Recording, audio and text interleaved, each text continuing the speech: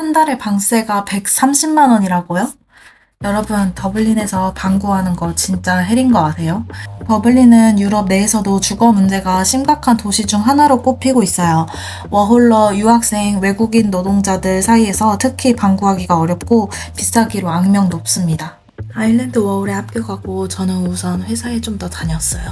일상들이 지긋지긋하게 지루했지만 워홀 초기 자금을 마련함도 있었고 회사에서 성과금을 받다 보니 없던 애써심도 생겼고 안정적인 한국 생활에 미련도 남아 있었어요. 24년 1월 19일 허가증이 날아온 이후 1년 안에는 꼭 아일랜드에 가야 했기 때문에 어느 시기에 갈지 정말 고민이 많았는데 결단은 의외로 쉽게 이루어졌습니다. 24년 12월에 미국에 사는 가족이 결혼을 한다고 해서 부모님과 가고 싶었거든요.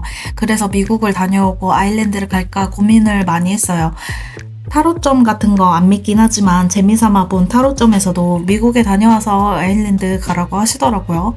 그런데 처음에 같이 가자고 하셨던 부모님께서 힘들다고 안 가신다고 하셔서 그게 방아쇠가 되어서 빨리 아일랜드에 가서 거기서 미국을 방문하는지 해야겠다는 생각이 들더라고요. 마음 같아서는 추석 명절도 한국에서 보내고 회사에서 또 성과금 받고 하고 싶었지만 6월까지 회사를 다니고 7월에 푹 쉬고 재충전을 하고 7월 말 8월 초에 미리 예약하여 취소하지 못한 여름 휴가를 다녀오고 락 페스티벌 다녀오고 이러니까 뭐 시간이 금방 가더라고요. 그리하여 여름 끝자락에 아일랜드로 가기로 결정하고 당연히 시골보단 더블린 수도에서 살아봐야지 라며 비행기 티켓을 샀어요. 편도로 50만 원대였습니다. 비행기 표부터 사고 좀 쉬면서 한숨 돌리고 단기든 장기든 숙소도 알아보고 해야지 하며 3, 4주 남은 상황에서 아일랜드 숙소를 구하는 바프트라는 사이트로 숙소를 구하기 시작했어요.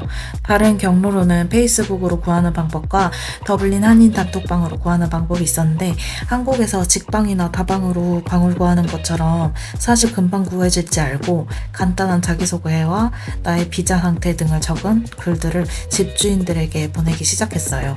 와, 그런데 이렇게 안 구해질지 몰랐습니다. 대략 70군데는 보낸 것 같은데 나중에 이런 데는 진짜 절대 살기 싫은데 라고 생각한 집 구조가 뭐가 이상한 곳이라든지 트윈룸이라든지 집 렌트비가 생각했던 것보다 높은 곳이라든지 낮엔 무조건 밖으로 나가야 하고 집에서 생활할 수 없는 곳이라든지 모두 지원 메일을 보내기 시작했어요. 추후 늦게서야 답장 온 곳이 4군데 정도 있었던 것 같은데 하나같이 제가 가기 싫었지만 다른 곳에서 하도 연락이 안 와서 쫄려서 차선책으로 보냈던 곳 뿐이었어요. 어쩜 이러지 라고 생각하는데 집이 좀 괜찮은 곳이다 싶으면 그 집의 매물의 조회수가 1000에서 3000은 기본이더라고요. 한 사람이 2번에서 6번 클릭했다 하더라도 500대 1의 경쟁률로 제가 들어갈 집은 정말 없는 것 같았습니다. 나중에 알고 보니 8월 말 9월 초가 대학생들이 개강하는 시즌이라 방 구하기가 어렵다고 하더라고요. 저는 그렇게 방이 없을 거라고는 생각도 못하고 더블린에 가는 시기를 그때로 잡았던 거죠. 그렇게 한인 단톡방의 매물들도 같이 보고 있었는데요. 제가 월세 예산을 초반에 최대 800으로 잡았는데 840유로인 곳이 있었어요. 살짝 고민됐지만 집주인분께서 여행업을 하시는 분 같더라고요. 저도 여행을 워낙 좋아하고 더블린에 가이드도 지원해보고 그랬거든요. 그래서 뭔가 운명에 이끌려 그 집도 연락해 보았습니다. 제 소개를 했고요.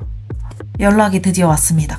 저는 혹시라도 아일랜드에서 가이드 일을 붙어서 하게 된다면 집을 많이 비울 것 같아서 한인 단톡방에 보면 세입자가 또 방을 내놓는 장기, 단기, 렌트 이런 것도 많이 올라오거든요.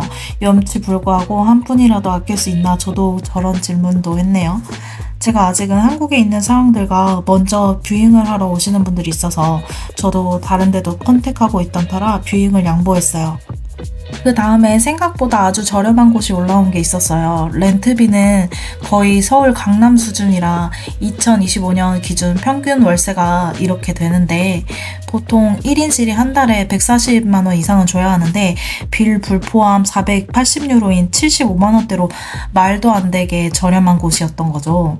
시내 근방에서 살고는 싶었지만 살 수 있는 집이 아예 없는 상태라 지푸라기라도 잡아보자라는 심정으로 어쩔 수 없이 연락을 드려보았습니다. 연락이 너무 안 와서 초조해하던 찰나에 하루가 지나서 연락이 왔어요. 그런데 집의 상태는 정말 처참했어요. 해리포터의 해리를 빙의하듯 다락방 그 자체였어요. 여기 살면 창문도 없는 것 같고 딱 우울증 걸리겠다 싶었고 허리는 하루에 몇 번이나 제대로 필 수 있을까 싶은 방이었습니다. 그래도 제가 일을 시작하면 집에 없는 시간이 많을 것 같아서 렌트비로 돈을 날리느니 차라리 싼 집이 돈 모으기에 낫겠다 싶었어요. 입주 시기도 맞지 않았지만 며칠은 호스텔에서 뻐기다가 들어가야겠다 싶어서 기회를 꽉 잡기로 했어요. 그리하여 울며 겨자 먹기로 방을 계약하기로 했습니다. 집주인은 너가 이 방을 계약하고 싶으면 100유로를 보내라고 하더라고요. 아직 한국이어서 유로를 보낼 방법이 없었는데 방을 소개시켜주신 한국분의 감사한 도움으로 제가 원화를 보내드리면 유로를 집주인에게 보내주실 수 있다고 하셔서 감사히도 가계약이 되었어요. 지금 이걸 만들면서 예전 기록을 보니까 8월 24일 새벽 도착인데 8월 16일에 방을 구했네요.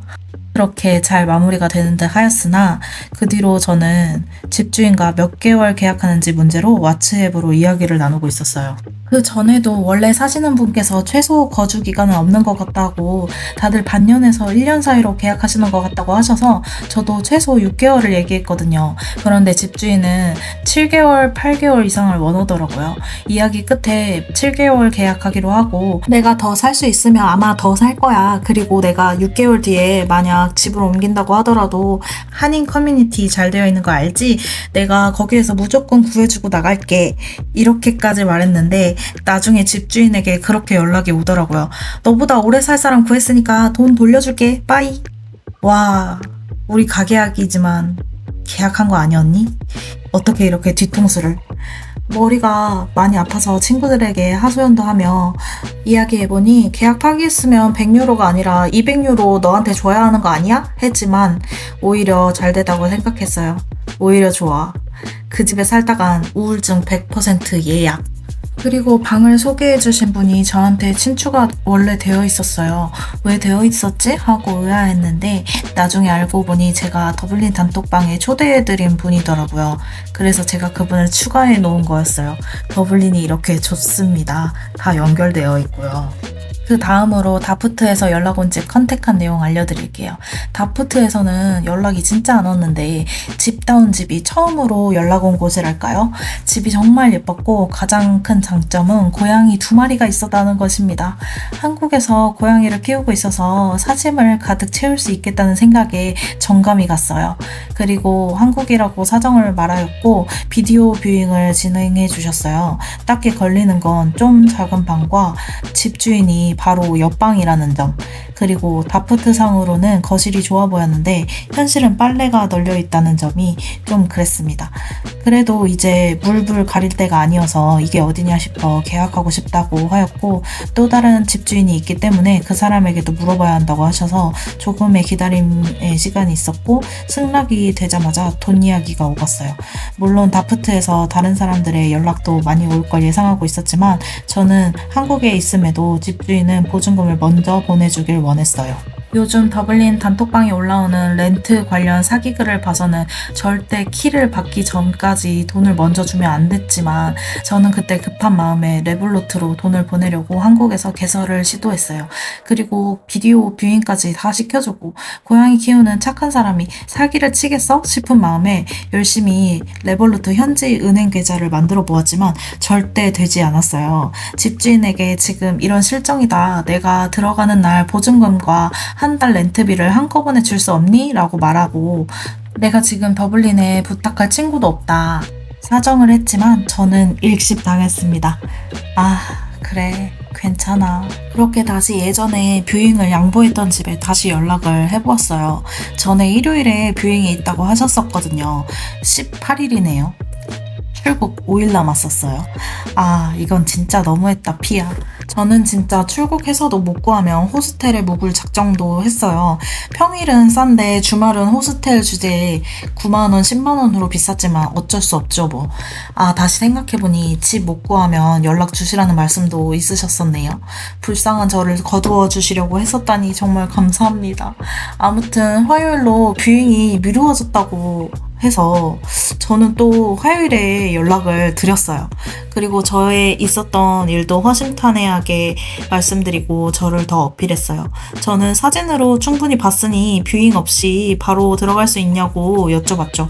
10년이 넘는 자취생의 짬과 나이에서 우러나온 노련함과 내공에서 나올 수 있는 말이었다 생각해요. 서로의 마음이 맞았는지 아니면 제가 여기에 원래부터 들어올 운명이었는지 운명의 톱니바퀴가 맞물려 돌아가는 것처럼 드디어 더블린에서 제 몸 하나 누일 곳이 생겼습니다. 제 사정을 봐주시고 한국 계좌가 있으셔서 디파짓을 하나로 받아주셨어요. 감사합니다. 사모님 제 평생의 은인이세요. 이렇게 저희의 운명의 수레바퀴는 돌아갔답니다. 그리하여 저는 수많은 경쟁자를 물리치고 사진만으로 뷰잉하고 바로 입주한 사람이 됐습니다. 나중에 사모님과 만나서 서로 이야기하면서도 둘 다 너무 재밌고 신기했어요. 얼굴도 안 본 사람을 세입자로 받으시는 분과 저 또한 믿음과 깡과 절박함으로 집을 구한 사람. 이 집에 안 들어왔으면 진짜 후회했을 것 같아요. 운명과 운명이 부딪혀 엄청난 추억들을 쌓게 됩니다. 저의 더블린에서 사는 이야기도 들려드릴게요. 유익하셨거나 재밌으셨다면 구독과 좋아요 부탁드립니다.